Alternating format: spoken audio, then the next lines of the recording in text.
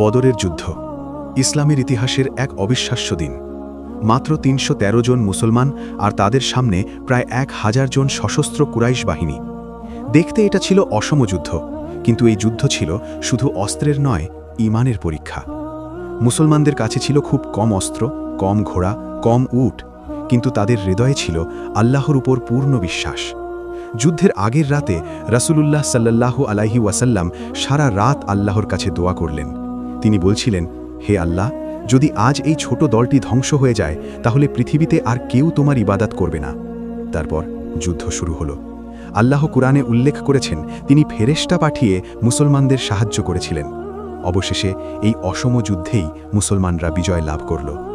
বদরের যুদ্ধ আমাদের শেখায় সংখ্যা, শক্তি বা অস্ত্র বিজয় দেয় না। বিজয় আসে ঈমান, ধৈর্য এবং আল্লাহর উপর ভরসা থেকে।